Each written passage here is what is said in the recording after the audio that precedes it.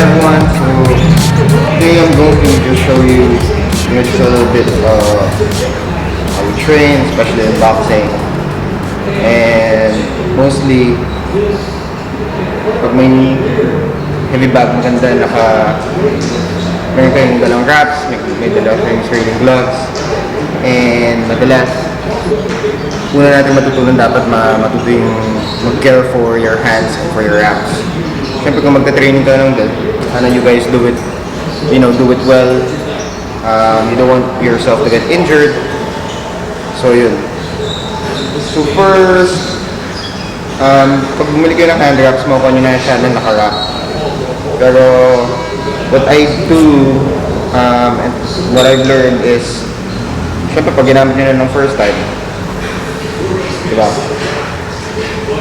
You'll have to roll it, pero inside out. So yung backside niya dapat ito yung nakalabas when you first roll it out. Gamit na. Butas-butas na. Pero yun, inside out yung pag-roll. And then, lalagay natin siya sa hands natin later and teach you how to wear it. It's a simple way. Semi-pro level. Yeah. So it just has to be neat. So this is how you care for your items eh. So ganun talaga. Oop! Ayan. Yung inside niya, yun yung nasa labas. See? Siyempre, dalawa yan. Hindi natin yung isa. Usually, I do this pag naka-warm up na. So when you get your body warmed up, pinagpapawisan ka na, ito na yung rest mo. Kasi it takes like, syempre 2-3 minutes din mag-roll, tapos lalagay mo pa sa hands mo. Takes total of maybe 5 minutes to do all that pag marunong ka na. So at least yun, ready to fight ka na ulit. So when you have it rolled up, balled up like this, diba? First thing, what you want to do is put this in your thumb.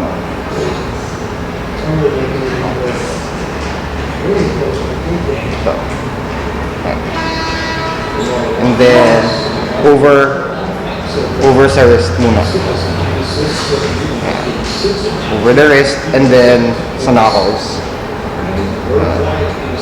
Tapos wrap it around 4 times. Ako I do 4. Yeah. So when you have it wrapped around your knuckles, balik sa wrist. Okay? Tapos ngayon we'll wrap it around the knuckles. Mayroon mga ibang gumagawa ng ibang style. So like I said, sa may pro level, pero you just want it very neat and organized. Yeah. So wrap it around first, ako pinky first. Wrist, then go outside, index fingers.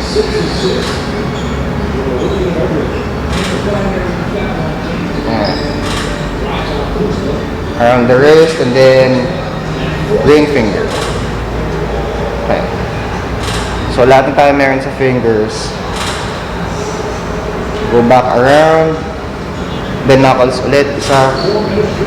Then from here, pwede mo na siyang dalhin to the thumb. Okay? To the thumb, right around the wrist ulit. So if you're doing this for the first time, second time, medyo nakakailang kasi you'll have a pulling sensation from the thumb. Pero that's okay. Nasanay ka rin dyan. So ayan, medyo neat na siya sa loob. So from there, go around again. Go another one sa wrist to the front, inside palm, and then go back sa thumb. Okay, outside. Inside thumb, outside. Then one last, kung meron ka pa, natitira. Right? And then go back down. And then around the wrist area. So yun, very simple. So this is why we did it inside out earlier, so that yung right side outside, once you finish the wrap,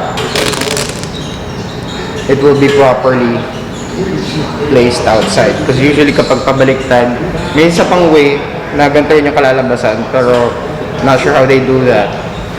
So ayan, you just wanna keep it nice and neat. Ayan. So that's how you properly wear your hand wraps.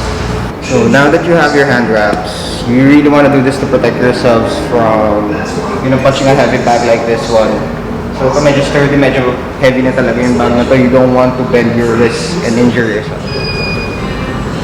So boxing drill style, I think parang medyo papawis na tayo sa gym. Magandang warm-up to kasi involve yung buong body. And first things first, yung stance. Kasi madalas okay. Pero ang balance talaga is kung kaya nyo i-keep yung feet nyo na sa 11 o'clock and 4 or 5 o'clock. Yan, medyo wide, lower down, and makakuha kayo ng magandang base. So first things first, of course, alam nyo na yun yung jab. Ang mali lang na ginagawa natin, madalas na pinuturo lazy yung jab. So lazy, medyo pamalagda. Mas maganda if you snap it. No? Snap nyo yung jab. Snap nyo yung jab, balik agad. So yun yung mas magandang way. And next yung straight. So 3 punches right now. Straight, jab, straight, and your hook. So straight is with your strong hand, just straight. And yung feet, you try to twist to the punch.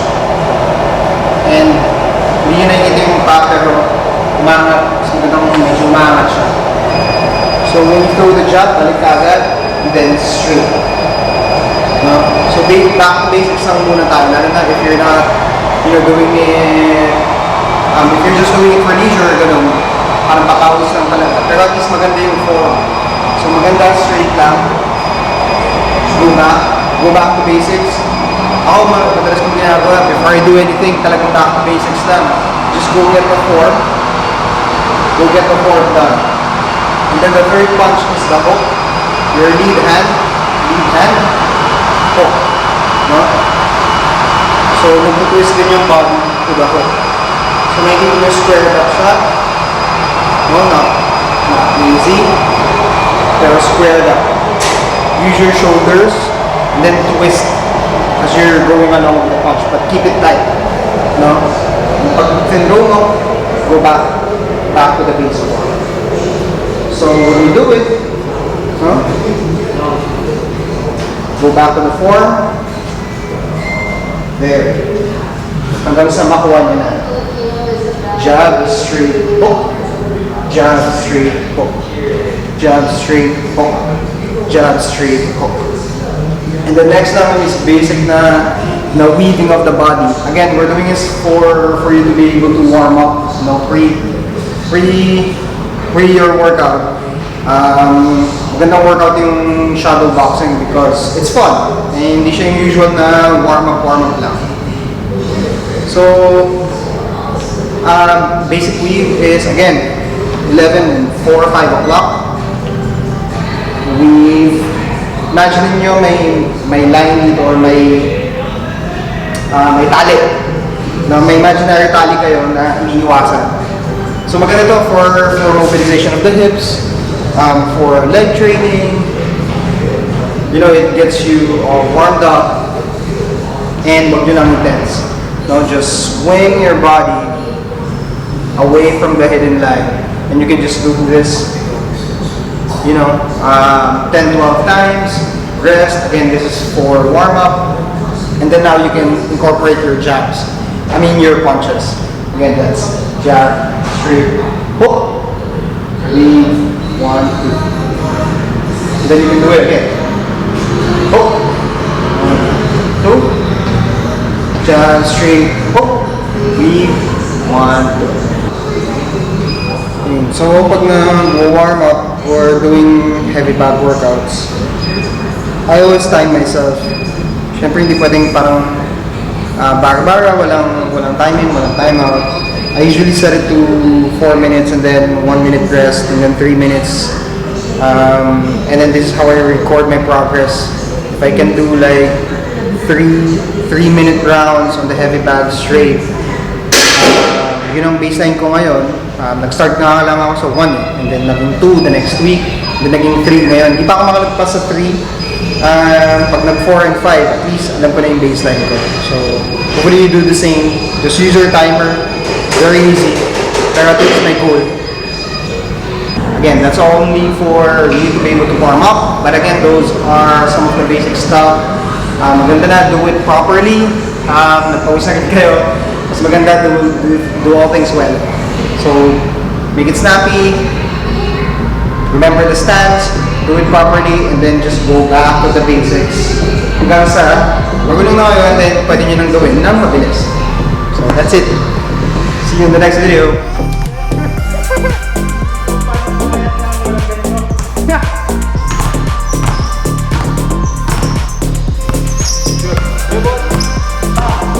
Alright, so since tapos na tayo outside, inside, let's look at the rear sa trunk. Pag player ka, you go to the gym, as in full na gym bag.